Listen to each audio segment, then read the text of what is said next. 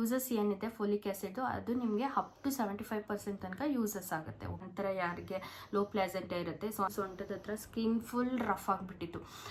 3 ತಿಂಗಳು ಏನಿದೆ ಆ 3 ಮಂತ್ಸಲ್ಲಿ ಪಟ್ಟಿರೋವಷ್ಟು ಭಯ, ಆಗಿರೋವಷ್ಟು ನೋವು, ಅಷ್ಟು ನರ್ಕ ನೋಡ್ಬಿಟ್ಟು. Friends, welcome back to my channel. So ಎಲ್ಲರೂ ಚೆನ್ನಾಗಿದ್ದೀರಾ ಅಂತ ಭಾವಿಸ್ತೀನಿ. ಹಾಗೆ ನಾವೆಲ್ಲ ತುಂಬಾ ಚೆನ್ನಾಗಿದ್ದೀವಿ. ಸೊ ಇವತ್ತಿನ ವಿಡಿಯೋ ಬಂದುಬಿಟ್ಟು ನನ್ನ ಒಂದು ಮೊದಲನ ಪ್ರೆಗ್ನೆನ್ಸಿ 3 ಮಂತ್ಸ್ ತನಕ, ಫಸ್ಟ್ 3 ಮಂತ್ಸ್ ತನಕ ಯಾವ ಥರ ಇತ್ತು ಜರ್ನಿ. ಸೊ ಹಾರಿಬಲ್ ಆಗಿತ್ತಾ ಅಥವಾ ಖುಷಿಯಾಗಿತ್ತಾ, ಯಾವ ಥರ ಇತ್ತು ಅನ್ನೋದನ್ನ ನಿಮ್ಮ ಜೊತೆ ಶೇರ್ ಮಾಡೋಣ ಅಂತ ಅಂದ್ಕೊಂಡು ಇವತ್ತು ವಿಡಿಯೋ ಮಾಡ್ತೀನಿ. ಸೊ ಈ ಒಂದು ವಿಡಿಯೋಯಿಂದ ಎಷ್ಟು ಜನಕ್ಕೆ ಯೂಸ್ ಆಗುತ್ತೆ ಅಂತ ನನಗೆ ಗೊತ್ತಿಲ್ಲ, ಬಿಕಾಸ್ ನನ್ನ ಒಂದು ಎಕ್ಸ್ಪೀರಿಯನ್ಸ್ನ ಮಾತ್ರ ನಾನು ಹೇಳ್ಕೊತಾ ಇದ್ದೀನಿ ಅಷ್ಟೇನೆ. ಕೆಲವೊಂದಷ್ಟು ಇದೆ, 1-2 ಟಿಪ್ಸ್ ಇದೆ, ಇಲ್ಲ ಅಂತಲ್ಲ. ಹಾಗಂತ ಹೇಳಿ ವಿಡಿಯೋ ಫುಲ್ ಇದರಲ್ಲಿ ಟಿಪ್ಸ್ಗಳೇನೂ ಇಲ್ಲ. ನನ್ನ ಒಂದು ಪರ್ಸ್ನಲ್ ಎಕ್ಸ್ಪೀರಿಯನ್ಸ್ ಯಾವ ಥರ ಇತ್ತು ಅನ್ನೋದನ್ನು ನಿಮ್ಮ ಜೊತೆ ಶೇರ್ ಮಾಡ್ತೀನಿ, ಓಕೆನಾ. ಹಾಗೆ ಇನ್ನೂ ಯಾರೆಲ್ಲ ನನ್ನ ಚಾನಲ್ನ ಸಬ್ಸ್ಕ್ರೈಬ್ ಮಾಡ್ಕೊಂಡಿಲ್ಲ, ಪ್ಲೀಸ್ ದಯವಿಟ್ಟು ಅವರೆಲ್ಲರೂ ಸಬ್ಸ್ಕ್ರೈಬ್ ಮಾಡಿಕೊಂಡು ವೀಡಿಯೋಸ್ನ ನೋಡಿ, ಓಕೆನಾ. ಆ್ಯಂಡ್ ಯೂಸ್ ಆದರೆ ನಿಮ್ಮ ಫ್ರೆಂಡ್ಸ್ ಮತ್ತು ಫ್ಯಾಮಿಲಿ ಕೂಡ ಶೇರ್ ಮಾಡೋದನ್ನು ಮರಿಬೇಡಿ. ಸೊ ಇವತ್ತಿನ ವಿಡಿಯೋ ತುಂಬಾ ಮೋಸ್ಟ್ ಇಂಪಾರ್ಟೆಂಟ್ ನನಗೆ, ಬಿಕಾಸ್ ಫಸ್ಟು 3 ಮಂತ್ಸ್ ಪ್ರೆಗ್ನೆನ್ಸಿ ನಂದು ಯಾವ ಥರ ಇತ್ತು ಅನ್ನೋದನ್ನು ನಿಮ್ಮ ಜೊತೆ ಶೇರ್ ಮಾಡಬೇಕು ಅಂತ ಹೇಳಿ ವಿಡಿಯೋ ಮಾಡ್ತಿದ್ದೀನಿ. ಸೊ ನಾನು ಫಸ್ಟು ಕನ್ಫರ್ಮ್ ಆಗಿದ ತಕ್ಷಣ ಹಾಸ್ಪಿಟಲ್ಗೆ ಹೋದಾಗ ಸ್ಕ್ಯಾನಿಂಗ್ ಮಾಡಿದ್ರು. ಫಸ್ಟು ಸ್ಕ್ಯಾನಿಂಗ್ ಮಾಡಬೇಕಾದ್ರೆ ನನಗೆ ಏನೋ ಒಂಥರ ಭಯ, so dub dub dub dub ಅಂತ ಹೊಡ್ಕೋತಾ ಇತ್ತು. ಆ್ಯಕ್ಚುಲಿ ನನಗಿಂತ ಭಯ ಹರಿಗೆ ಜಾಸ್ತಿ ಇತ್ತು, ಬಿಕಾಸ್ ನಾವು ಒಳಗಡೆ ಹೋಗಿ ಸ್ಕ್ಯಾನಿಂಗ್ ಮಾಡಿಸ್ಕೊಳ್ಳೋರ್ಗಿಂತ ಹೊರಗಡೆ ಕೂತ್ಕೊಂಡಿರೋರಿಗೆ ವೆಯ್ಟ್ ಮಾಡ್ತಿರ್ತಾರಲ್ವ, ಅವರಿಗೇ ಭಯ ಜಾಸ್ತಿ ಇರುತ್ತೆ ಇನ್ನೂ ನಾನು ನೋಡಿರೋ ಮಟ್ಟಿಗೆ. ಸೊ ನನಗೆ ಫಸ್ಟ್ ಸ್ಕ್ಯಾನಿಂಗ್ ಆಗಿದ್ದರಿಂದ ನಿಜವಾಗ್ಲೂ ನಂಗೆ ಸಿಕ್ಕಾಪಟ್ಟೆ ಭಯ ಇತ್ತು. ಆ್ಯಂಡ್ ಅವರು ನನಗೆ ಹಾರ್ಟ್ ಬೀಟ್ ಕೇಳಿಸ್ತಾ ಇದೆಯಾ ನಿಮಗೆ ಅಂತ ಹೇಳಿದ್ರು. ನನಗೆ ನಂಬಕ್ಕೆ ಆಗ್ತಾ ಇಲ್ಲ, ಒಂಥರ ಡುಬ್ ಡುಬ್ ಡುಬ್ ಡುಬ್ಡು ಅಂತ ಜೋರಾಗಿ ಬಡ್ಕೋತಾ ಇದೆ ಹಾರ್ಟ್ ಬೀಟು. ಒಂದು ಕಡೆ ಸಿಕ್ಕಾಪಟ್ಟೆ ಖುಷಿ ಆಗ್ತಾಯಿದೆ ನನಗೆ, ಫಸ್ಟು ನಾನು ಕೇಳಿಸ್ಕೊಂಡಿದ್ದು. ಸೊ ತುಂಬಾ ಖುಷಿ ಆಗ್ತಾಯಿತ್ತು, ಒಂದು ಕಡೆ ತುಂಬಾ ಭಯ ಆಗ್ತಾಯಿತ್ತು. ಸೊ ಬಿಕಾಸ್ ಫಸ್ಟ್ ಮಿಸ್ಕ್ಯಾರೇಜ್ ಆಗಿದ್ದರಿಂದ. ಸೊ ಈ ಪಾಪುದು ನನಗೆ ಒಂದು ಕಡೆ ಖುಷಿ ಆಗ್ತಾಯಿದೆ, ಒಂದು ಕಡೆ ಬೇಜಾರಾಗ್ತಾಯಿತ್ತು. ಬೇಜಾರಂದರೆ ಮತ್ತೆ ಏನಾದರೂ ಆಪರೇಷನ್ ಆಗಿಬಿಟ್ರೆ ನಾವು ಎಷ್ಟೊಂದು ಆಸೆಗಳನ್ನ ಇಟ್ಕೊಂಡ್ಬಿಟ್ಟಿರ್ತೀವಲ್ಲ. ಸೊ ಸಿಕ್ಕಾಪಟ್ಟೆ ಒಂಥರ ಮಿಕ್ಸ್ಡ್ ಎಮೋಷನ್ಸ್ ಅಂತ ಹೇಳ್ಬೋದು. ಅದನ್ನು ನಾವು ಆ್ಯಕ್ಚುಲಿ ಆ ಟೈಮಲ್ಲಿ ಅನುಭವಿಸಿರ್ತೀವಲ್ವ, ಆವಾಗಲೇ ನಮಗೆ ಅದೊಂದು ಎಕ್ಸ್ಪೀರಿಯನ್ಸ್ ಯಾವ ಥರ ಅನುಭವ ಇರುತ್ತೆ ಅಂತ ಹೇಳೋಕ್ಕೆ ಸಾಧ್ಯ. ಸೊ ಯಾವ್ದು ಅನುಭವಿಸ್ದವ್ರಿಗೆ ಗೊತ್ತಿರುತ್ತೆ ಆ ಮೂಮೆಂಟು. ನನಗಂತೂ ಫಸ್ಟು ಸ್ಕ್ಯಾನಿಂಗ್ ಒಂಥರ ತುಂಬ ಭಯನೂ ಇತ್ತು, ಹಾಗೆ ಆ ಪಾಪು ಹಾರ್ಟ್ ಬೀಟ್ನ ಕೇಳಿಸ್ಕೊಂಡಾಗ ಆಗಿದ್ದು ಖುಷಿ ಇದೆಯಲ್ಲ, ಸೊ ಯಪ್ಪ ನೆಕ್ಸ್ಟ್ ಲೆವೆಲ್ ಅಂತ ಹೇಳ್ಬೋದು. ಅದನ್ನು ಹರಿ ಹತ್ರ ಬಂದು ಹೇಳಿದಾಗ ಅವನಿಗೆ ಅಷ್ಟು ಖುಷಿ ಆಯಿತು. ಆಮೇಲೆ ಇನ್ನೊಂದು ಏನು ಅಂತಂದರೆ, ನಾನು ಪ್ರತಿ ಸ್ಕ್ಯಾನಿಂಗ್ಗೆ ಹೋಗ್ತಾ ಇದ್ದೀನಿ ಅಂದ್ರೂ ಹರಿಗೆ ಸಿಕ್ಕಾಪಟ್ಟೆ ಭಯ, ಮತ್ತೇನು ಹೇಳ್ತಾರೋ. ಸೊ ಅಫ್ಕೋರ್ಸ್ ಎಲ್ರಿಗೂ ಇದ್ದೇ ಇರುತ್ತೆ, ಕಾಮನ್ನು. ಹಾಗೆ ನಾನು 3 ಮಂತ್ಸ್ ಕಂಪ್ಲೀಟ್ ಆಗಲಿ, ಅದಾದಮೇಲೆ ಎಲ್ರಿಗೂ ಹೇಳಬೇಕು ಅಂತೇಳಿ ನಾವು ಅಂದ್ಕೊಂಡಿದ್ದು. ಬಿಕಾಸ್ ಫಸ್ಟೇ ಹೇಳೋದು ಬೇಡ ಅಂಥೇಳಿ ನಾವು 3 ಮಂತ್ಸ್ ತನಕ ಯಾರಿಗೂ ಹೇಳಿಲ್ಲ. ಈವನ್ ನಮ್ಮ ಅತ್ತೆ ಮಾವಂಗೆ ಕೂಡ ನಾವು ಹೇಳಿರಲಿಲ್ಲ, ಓಕೆನಾ. ಬರೀ ಅಮ್ಮ ಅವ್ರಿಗೆ ಮಾತ್ರ, ಯಾಕಂದರೆ ನಾನು ಇಲ್ಲಿ ತೋರಿಸ್ತಿದ್ನಲ್ವ, ಸೊ ಹಾಗಾಗಿ ಅಮ್ಮ ಮನೇಲಿ ಇದ್ದಿದ್ದರಿಂದ ಅಮ್ಮ ಅವ್ರಿಗೆ ಅಷ್ಟೇ ಗೊತ್ತಿತ್ತು, ಬೇರೆ ಯಾರಿಗೂ ನಾವು ಹೇಳಿರಲಿಲ್ಲ. ಹೇಳೋದು ಬೇಡ 3 ಮಂತ್ಸ್ ತನಕ. ಡಾಕ್ಟರ್ ಕೂಡ ನಮ್ಗೆ ಅದೇ ಹೇಳಿದರು, ಇಲ್ಲ ಸದ್ಯಕ್ಕೆ ನೀವು ಯಾರ ಹತ್ರನೂ ಶೇರ್ ಮಾಡ್ಕೊಳ್ಳೋಕೆ ಹೋಗ್ಬೇಡಿ, ಆಫ್ಟರ್ 3 ಮಂತ್ಸ್ ನೀವು ಹೇಳಿ ಅಂತಲೇ ಡಾಕ್ಟರ್ ಹೇಳಿದರು ನಮಗೆ. ಹಾಗಾಗಿ ನಾವು ಸೊ ಯಾರ ಹತ್ರನೂ ಹೇಳಿರಲಿಲ್ಲ ಈ ಒಂದು ಪ್ರೆಗ್ನೆನ್ಸಿ ನಂದು ಕನ್ಫರ್ಮ್ ಆಗಿರೋದನ್ನು, ಓಕೆನಾ. ಹಾಗೆ ನನಗೆ ಡಾಕ್ಟರ್ ಬಂದುಬಿಟ್ಟು, ಎಲ್ಲ ಡಾಕ್ಟರ್ಸು ಅಷ್ಟೇ ಫೋಲಿಕ್ ಆ್ಯಸಿಡ್ ಟ್ಯಾಬ್ಲೆಟ್ಸ್ನ ಸೊ ಎಲ್ರಿಗೂ 3 ಮಂತ್ಸ್ 4 ಮಂತ್ಸ್ ತನಕ ಕೊಡ್ತಾರೆ. ಸೊ ನನಗೆ ಗೊತ್ತಿರೋ ಮಟ್ಟಿಗೆ ಫೋಲಿಕ್ ಆ್ಯಸಿಡ್ನ ನೀವು ಪ್ರೆಗ್ನೆನ್ಸಿಗೆ ಟ್ರೈ ಮಾಡ್ತಿರ್ತೀರ, ನಿಮ್ಮ ಪೀರಿಯಡು ಮಿಸ್ ಆಗಿರುತ್ತಲ್ಲ, ಆ ಒಂದು ಟೈಮಿಂದ ನೀವು ತೊಗೊಂಡ್ರೆ 75% ತನಕ ನಿಮ್ಗೆ ಯೂಸ್ ಆಗುತ್ತೆ, ಓಕೆನಾ. ಆ ಒಂದು ಯೂಸಸ್ ಏನಿದೆ ಫೋಲಿಕ್ ಆ್ಯಸಿಡ್ ಅದು ನಿಮಗೆ ಅಪ್ ಟು 75% ತನಕ ಯೂಸಸ್ ಆಗುತ್ತೆ, ಓಕೆನಾ. ಸೊ ನೀವು ಆಫ್ಟರ್ ಪ್ರೆಗ್ನೆನ್ಸಿ ತೊಗೊಳ್ಳೋದಕ್ಕೂ ಬಿಫೋರ್ ಪ್ರೆಗ್ನೆನ್ಸಿಸ್ ತೊಗೊಳ್ಳೋದಕ್ಕೂ ತುಂಬಾ ಡಿಫ್ರೆನ್ಸ್ ಇದೆ, ಆಯಿತಾ. ಸೊ ನನಗೆ ಬಂದುಬಿಟ್ಟು ಟ್ರೈ ಮಾಡಬೇಕಾದ್ರೇ ಕೊಟ್ಟಿದ್ರು ನನಗೆ ಫೋಲಿಕ್ ಆ್ಯಸಿಡ್ನ, ಓಕೆನಾ.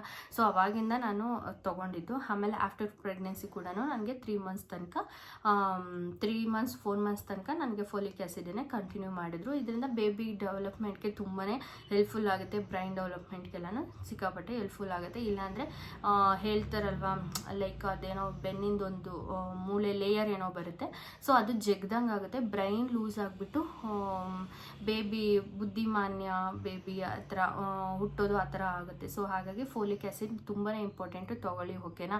ಸೊ ಯಾರು ಕೂಡ ಲೈಕ್ ಕೊಟ್ಟಿರ್ತಾರೆ ನೆಗ್ಲೆಕ್ಟ್ ಮಾಡೋಕ್ಕೆ ಹೋಗ್ಬಿಡಿ ಓಕೆನಾ. ಹಾಗೆ ಪ್ರೆಗ್ನೆನ್ಸಿಗೆ ಟ್ರೈ ಮಾಡ್ತಾ ಇದ್ದರೆ ಈ ಟಿಪ್ಸ್ನ ಫಾಲೋ ಮಾಡಿ. ಫೋಲಿಕ್ ಆ್ಯಸಿಡ್ನ ನಿಮ್ಮ ಒಬ್ಬರು ಗೈನಿಕ್ ಯಾರು ಇರ್ತಾರೆ ಅವರನ್ನು ಕೇಳಿ ನೀವು, ಸೊ ಈ ಥರ ಪೀರಿಯಡ್ ಮಿಸ್ ಆಗಿದೆ ಆವಾಗಿಂದ ನಾವು ಫೋಲಿಕ್ ಆ್ಯಸಿಡ್ನ ತೊಗೋಬೋದಾ ಅಂತ ಕೇಳಿ ಅವ್ರು ಸಜೆಸ್ಟ್ ಮಾಡಿದ್ರೆ, ನಿಮ್ಗೆ ಏನಾದರೂ ಅವ್ರು ರೆಫರ್ ಮಾಡಿದರೆ ಖಂಡಿತ ನೀವು ತೊಗೊಳ್ಳಿ, ತುಂಬ ಯೂಸ್ ಇದೆ ಓಕೆನಾ ಫೋಲಿಕ್ ಆ್ಯಸಿಡ್ಡು. ಹಾಗೆ ನಾನು ಅಮ್ಮ ಮನೇಲಿದ್ದೆ, ಸೊ ಈ ಒಂದು ಟಿಪ್ಸ್ ನಿಮ್ಗೆ ಯೂಸ್ ಆಗುತ್ತೆ ಅಂತ ಹೇಳ್ಬಿಟ್ಟು ನಾನು ಹೇಳಿದೆ ಇದ್ರ ಜೊತೆ. ಹಾಗೆ ನಾನು ಪ್ರೆಗ್ನೆನ್ಸಿ ಕನ್ಫರ್ಮ್ ಆಗಿದ್ದ ದಿನದಿಂದನೂ ನಾನು ಅಮ್ಮ ಮನೇಲೇ ಇದ್ದಿದ್ದು. ಸೊ ನನಗೆ ಆ ಟೈಮಲ್ಲಿ ಏನೋ ಒಂಥರ ಬೇಜಾರಾಗ್ತಾಯಿತ್ತು, ಬಿಕಾಸ್ ಆರಿನ ಬಿಟ್ಟಿರೋದು ಸ್ವಲ್ಪ ಕಷ್ಟ ಆಗ್ತಿತ್ತು. ಯಾಕೆಂದರೆ ಈ ಒಂದು ಟೈಮಲ್ಲಿ ನಮ್ಮ ಪಾರ್ಟ್ನರ್ ಜೊತೆ ಇದ್ದರೆ ಲೈಕ್ ನಮ್ಗೆ ಆಗ್ತಾ ಇರೋ ಒಂದು ಎಕ್ಸ್ಪೀರಿಯನ್ಸ್ನೆಲ್ಲ ಅವ್ರ ಜೊತೆ ಶೇರ್ ಮಾಡ್ತಿರ್ಬೋದು. ಆ ಫೀಲಿಂಗ್ಸು ಹೇಳ್ಕೊಳ್ಳೋಕ್ಕಾಗಲ್ಲ, ಬಿಕಾಸ್ ಅಮ್ಮ ಅಪ್ಪನ ಹತ್ರ ಹೇಳ್ಕೊಳ್ಳೋದಕ್ಕಿಂತ ಹಸ್ಬೆಂಡ್ ಜೊತೆ ಹೇಳ್ಕೊಳ್ಳೋದು ಅದೇನೋ ಒಂಥರ ಲೈಕ್ ಎಲ್ಲನೂ ಓಪನ್ ಆಗಿ ನಾವು ಹೇಳ್ಕೊತೀವಿ ಅವ್ರ ಹತ್ರ. ಸೊ ಆ ಒಂದು ಮೂಮೆಂಟ್ನ ನಾನು ತುಂಬಾ ಮಿಸ್ ಮಾಡ್ತಾಯಿದ್ದೆ ಹರಿ ಜೊತೆ.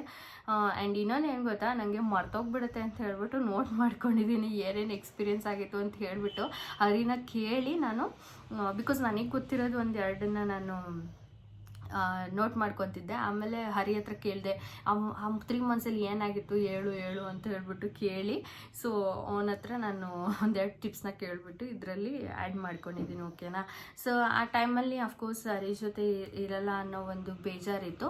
ಹಾಗೆ ಇನ್ನೊಂದೇನು ಅಂತ ಅಂದರೆ, ಪ್ರೆಗ್ನೆನ್ಸಿಲಿ ನಾನು ನೋಡಿದಂಗೆ ಕೆಲವ್ರಿಗೆ ಪಿಂಪಲ್ಸ್ ಆಗುತ್ತೆ ಓಕೆನಾ. ಬಟ್ ನನಗೇನಾಗ್ತಿತ್ತು ಗೊತ್ತಾ, ಪಿಂಪಲ್ಸ್ ಫುಲ್ ಹೋಗ್ತಾ ಇತ್ತು, ನನಗೆ ಸ್ಕಿನ್ ಒಂಥರ ಫುಲ್ಲು ಟೈಟ್ ಆಗ್ತಾಯಿತ್ತು, ಒಂಥರ ಶೈನಿಂಗ್ ಆಗ್ತಾಯಿತ್ತು ಓಕೆನಾ. ನನ್ನ ಒಂದು ಪ್ರೆಗ್ನೆನ್ಸಿ ಜರ್ನಿಲಿ ಇದೊಂದು ನಂಗೆ ಸಿಕ್ಕಾಪಟ್ಟೆ ಖುಷಿ ಕೊಟ್ಟಿದ್ದೆ. ಅಂದರೆ ಇವಾಗ ನೋಡಿ ಹೆಂಗಾಗಿದೆ ಪಿಂಪಲ್ಸ್ ನನಗೆ. ಸೊ ಆ ಟೈಮಲ್ಲಿ ನನಗೆ ಪಿಂಪಲ್ಸ್ ಹೋಗ್ತಾಯಿತ್ತು, ಸ್ಕಿನ್ ಸ್ವಲ್ಪ ಗ್ಲೋ ಬರ್ತಾಯಿತ್ತು, ಜೊತೆಲಿ ಸ್ಕಿನ್ ಫುಲ್ ಟೈಟಾಗಿ ಶೈನಿಂಗ್ ಬರ್ತಾಯಿತ್ತು ಓಕೆನಾ. ಇದೊಂದು ನಂಗೆ ಸಿಕ್ಕಾಪಟ್ಟೆ ಖುಷಿ ಕೊಟ್ಟಿದ್ದಂದ್ರೇ. ಆ್ಯಂಡ್ ಇನ್ನೊಂದು ಏನಂತ ಅಂದರೆ, ನನಗೆ PCOD ಇದ್ದಿದ್ದರಿಂದ ನಾನು ಏನು ಮಾಡಿದೆ ಗೊತ್ತಾ, ನೆಗ್ಲೆಕ್ಟ್ ಮಾಡಿಬಿಟ್ಟೆ ನಂದು ಪ್ರೆಗ್ನೆನ್ಸಿನ. ಏನಾಯಿತು, ನನಗೆ ಪೀರಿಯಡ್ ಮಿಸ್ ಆಗೋಯಿತು. ಸೊ ನಂದು ಇರೆಗ್ಯುಲರ್ ಪೀರಿಯಡ್ 3 ಮಂತ್ಸ್ ಆದರೂ ನನ್ನ ಪೀರಿಯಡ್ ಆಗ್ತಿರ್ಲಿಲ್ಲ. ಸೊ ನಾನು ಅಂದ್ಕೊಂಡೆ ಓಕೆ ಪೀರಿಯಡ್ ಆಗಿಲ್ಲ ಬಿಡು, ಸುಮ್ಮನೆ ನಂದು ಪ್ರೆಗ್ನೆನ್ಸಿ ಆಗಿಲ್ಲ, ಸುಮ್ಮನೆ ನಾರ್ಮಲ್ ಆಗಿ ನಂದು ಪೀರಿಯಡ್ ಮಿಸ್ ಆಗುತ್ತೆ, ಸೊ ಅದೇ ಥರ ಆಗಿದೆ ಅಂದ್ಬಿಟ್ಟು ನಾನು ನೆಗ್ಲೆಕ್ಟ್ ಮಾಡಿದೆ. ಸೊ ಈ ಥರ ನೆಗ್ಲಿಜೆನ್ಸಿ ಯಾರೂ ಮಾಡೋಕ್ಕೆ ಹೋಗ್ಬಿಡಿ ಓಕೆನಾ. ಸೊ ನಿಮಗೆ ಪೀರಿಯಡ್ ಮಿಸ್ ಆದಾಗಿಂದನೂ ಸ್ವಲ್ಪ ಅಟ್ಲೀಸ್ಟ್ 35 ಡೇಸ್ ಹಂಗೆ ಒಂದ್ಸಲ ಚೆಕ್ ಮಾಡ್ಕೊಳ್ಳಿ. ಅಂದರೆ ನಾರ್ಮಲ್ ಆಗಿರೋರು ಚೆಕ್ ಮಾಡೋಕ್ಕೆ ಹೋಗ್ಬಿಡಿ, ಪ್ರೆಗ್ನೆನ್ಸಿ ಟ್ರೈ ಮಾಡ್ತಿರೋರು ಮಾತ್ರ ಚೆಕ್ ಮಾಡ್ಕೊಳ್ಳಿ ಓಕೆನಾ. ಸೊ ನಾವು ಪ್ರೆಗ್ನೆನ್ಸಿ ಟ್ರೈ ಮಾಡ್ತಾಯಿದ್ವಿ. ನನಗೆ ಒಂದು ಕಡೆ ನಾನು ಪ್ರೆಗ್ನೆಂಟ್ ಆಗಿದ್ದೀನಿ ಅಂತ ಅನ್ನಿಸ್ತಾ ಇದ್ದರೆ, ಇನ್ನೊಂದು ಕಡೆ ನನಗೇನಾಗ್ತಾಯಿತ್ತು, ನನಗೆ PCOD ಇದೆ, ನಂದು ಇರೆಗ್ಯುಲರ್ ಪೀರಿಯಡ್ ಅಂತ ಕೂತ್ಬಿಟ್ಟಿತ್ತು ನನಗೆ ಓಕೆನಾ. ಸೊ ಪ್ರೆಗ್ನೆನ್ಸಿ ಟ್ರೈ ಮಾಡ್ತಾ ಇದ್ದರೆ ನೀವು ಚೆಕ್ ಮಾಡ್ಕೊಳ್ಳೋದು ತುಂಬ ಒಳ್ಳೆಯದು. ಸೊ ನಾನು ಮಾಡಿದ ಮಿಸ್ಟೇಕ್ ಇದು ಓಕೆನಾ, ಈ ಥರ ನೆಗ್ಲೆಕ್ಟ್ ಮಾಡ್ತಾ ಇದ್ದೆ.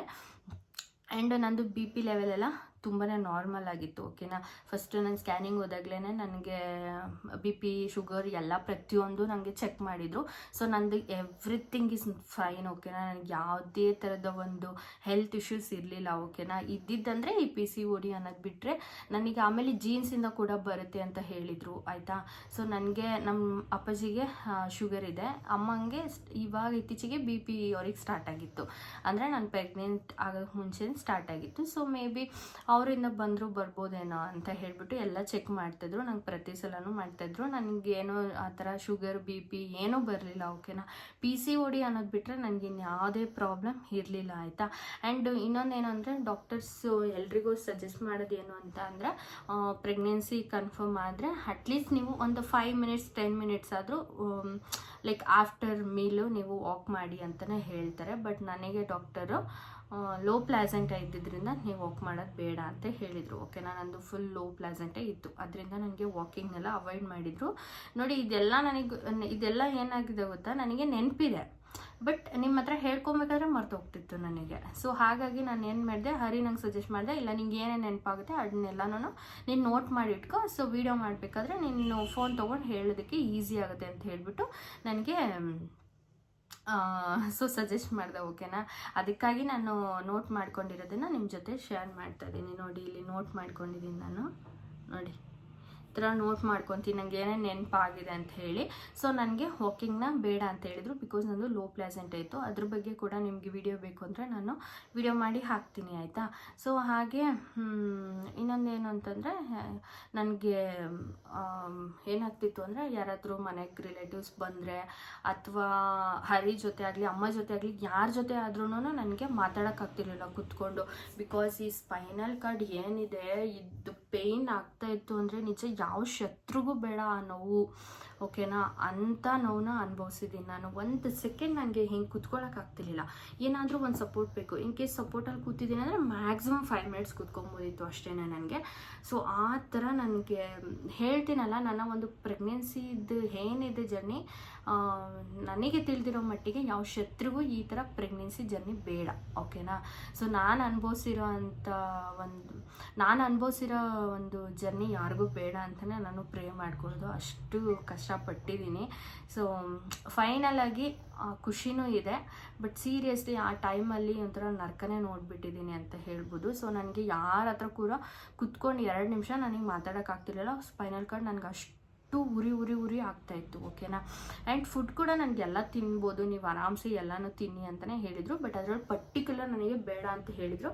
ಸೊ ಆ ಒಂದು ಫುಡ್ಡಿಂದು ಕೂಡ ನಾನು ಏನು ತಿಂದಿದೆ ಏನು ತಿನ್ನಬಾರ್ದು ಅಂತ ಡಾಕ್ಟರ್ ಹೇಳಿದರು, ನಂಗೆ ಏನೇನು ರೆಫರ್ ಮಾಡಿದರು ಅನ್ನೋದನ್ನು ನಿಮ್ಮ ಜೊತೆ ಶೇರ್ ಮಾಡ್ತೀನಿ. ಬಿಕಾಸ್ ನಿಮಗೆ ಅದರಿಂದ ಯೂಸ್ ಆಗ್ಬೋದೇನೋ. ಸೊ ಹಾಗಾಗಿ ನಾನು ಇದರಲ್ಲೇ ಎಲ್ಲನೂ ಹೇಳಿದ್ರೆ ಚೆನ್ನಾಗಿರಲ್ಲ, ನಾನು ಬೇರೆ ವಿಡಿಯೋ ಮಾಡಿ ಹಾಕ್ತೀನಿ, ಓಕೆನಾ.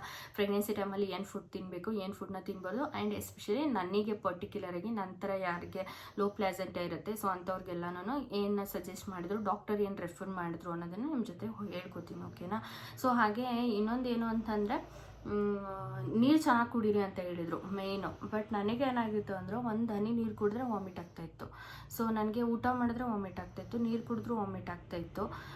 ಅದಾದಮೇಲೆ ಏನಾಯಿತು, ನನಗೆ ಒಂದು 2 ಮಂತ್ಸ್ ಕಂಪ್ಲೀಟ್ ಆಯಿತು. ಅದಾದಮೇಲೆ ಸಿಕ್ಕಾಪಟ್ಟೆ ವಾಮಿಟ್ಟು ನನಗೆ ಆಗ್ತಾನೇ ಇಲ್ಲ.